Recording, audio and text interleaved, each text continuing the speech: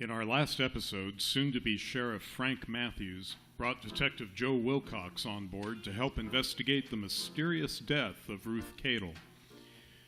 Joe had gained notoriety as lead detective in the Nesbitt murder case. Though Ora Slater had been the star of that investigation, even breaking the case, Joe had worked tirelessly behind the scenes throughout its entirety. Let's join Joe now on Christmas Day in a cemetery called Riverside, contemplating the events of recent days. In episode 3 of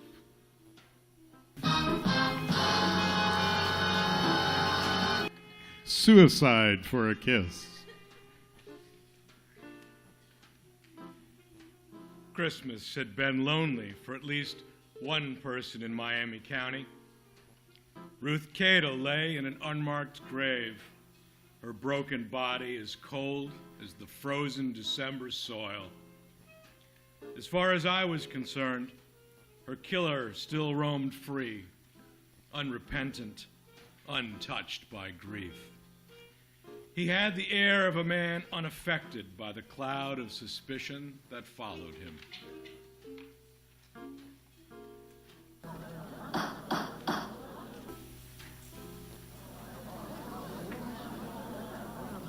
This inquest is called to order.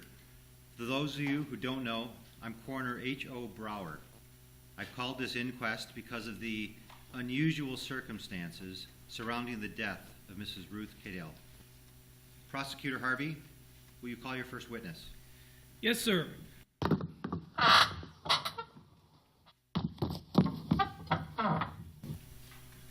Mr. Kadel, in previous interviews and interrogations, you have maintained that your wife fell asleep and fell out of your machine on the curve near the residence of John McDowell.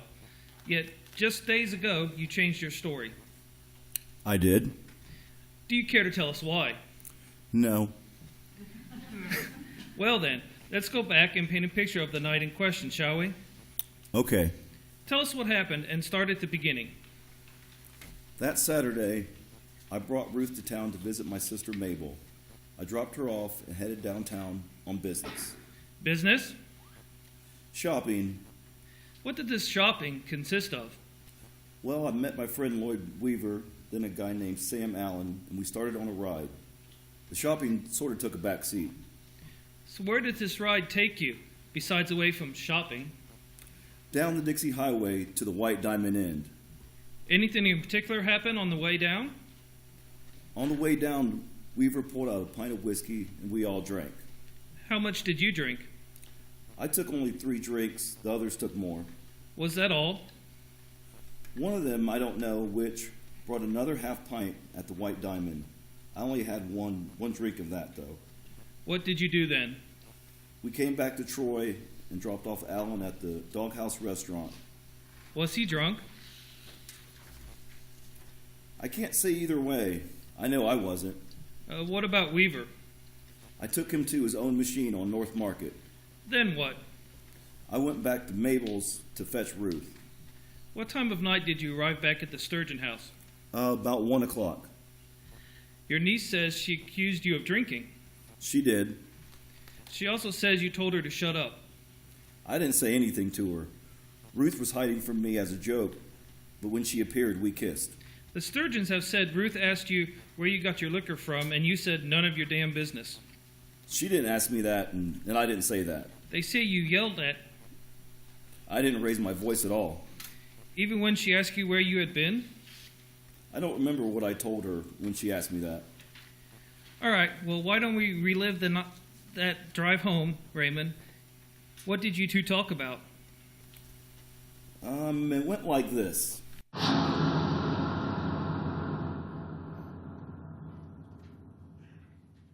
Raymond, you have to tell me where you've been. We went to Dayton. We? Who is we? Lloyd Weaver and me. I thought you were going shopping. Why did you go to Dayton? You left me off 6 hours ago. I went to see my brother Leonard. Let me put my arm around you. Raymond, why are you pulling back? Give me a kiss. Ruth, get off. No, I'm trying to... Well, If you won't kiss me, I'm going to jump right out of this car. Don't do that. You'll get hurt or killed. You don't care for me. Leave me alone. Well, I'm just trying to make I'm trying up to with drive, you. woman. You Leave know, me if alone. you would just I'm kiss trying me. to drive. Raymond, listen. Leave me alone. Just listen to me. Hun! Oh!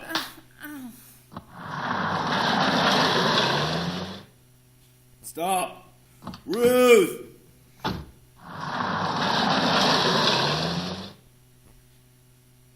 So on third try, she succeeded. Yes. I didn't see her go out until it was too late.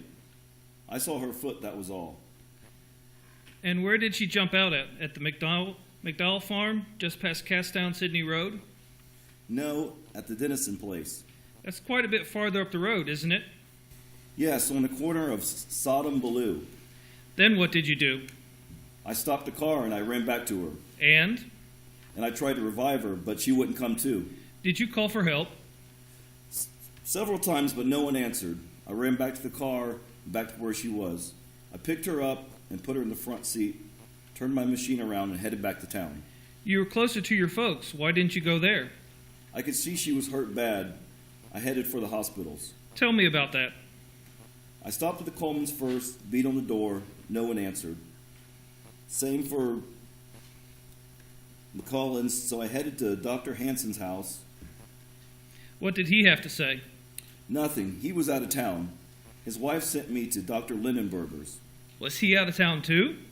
No, he answered, but he said he could do nothing for her. And that's when you headed back to the Sturgeon house? Yes. Kadel went on to admit his brother-in-law, Corey Sturgeon, was ashamed of his condition. Kadel stated he then started after his mother, but stopped at the Wyrock restaurant, the Dog House, to get a cup of coffee and wash the blood from his face. He denied the claims made by all those at the restaurant who saw and spoke to him. He said when he returned with his mother, Ruth was dead. Kadel even admitted he'd arranged with Lloyd Weaver to not tell about having liquor, or that Sam Allen had been along. Kadel had a lot to say, and it didn't stack.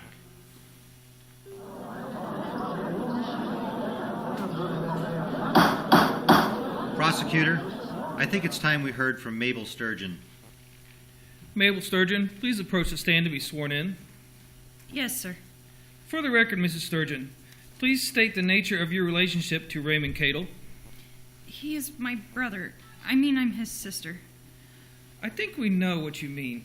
Mrs. Sturgeon, have you heard your brothers? You have heard your brothers testify in this inquest, so stating that he didn't tell his wife to shut up, he didn't raise his voice, he didn't swear an oath. But that's not true. He did all those things. Who else can verify these claims? Well, certainly Rachel. She was awake for the whole thing, and at least some of it Corey. They heard the gist of it. The rest of the young'uns were in bed asleep. How many children do you have, Mrs. Sturgeon? 10, Mr. Harvey. I'm the proud mother of 10. That's quite impressive, Miss Sturgeon. Now, can you tell the inquest what you saw and heard the night in question? Well, when Raymond came to our house for Ruth, he told her to shut her mouth when she asked him where he had been. And when she asked him where he got his drinks, he answered, "Shut up, it's none of your damn business." Raymond said he kissed Ruth when he returned, as was his custom. No, he didn't. And after that exchange, they neither one had anything more to say before they started home. Do you have anything else to offer? He did not act his usual self that night, and Corey, who was in bed, got up when he heard Raymond tell Ruth to shut up. How about after they returned? What happened then? Corey told Raymond he was ashamed of Raymond's condition and didn't want the doctor to see him that way. What was Raymond's response to that? He declared he would take Ruth to a Dayton hospital. But he didn't. Why not? I wouldn't permit it. Mrs. Sturgeon, when did Raymond arrive to take Ruth, and when did he return with her? He came to get her at 12:30. He came back around 1:15. Thank you, ma'am. You may step down.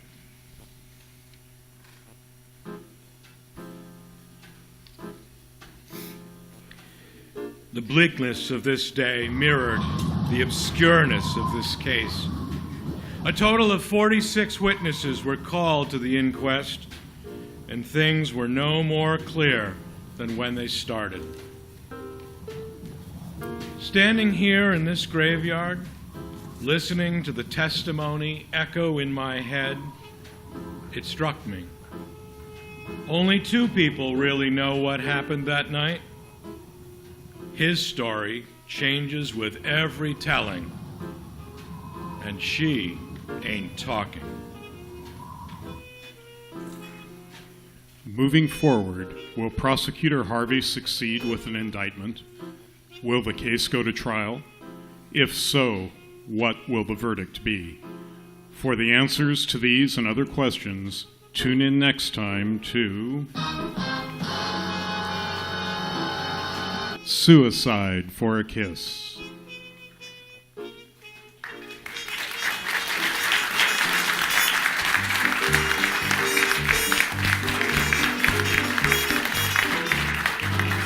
Suicide for a Kiss, you're going to have to come back to the next installation to see what happens next.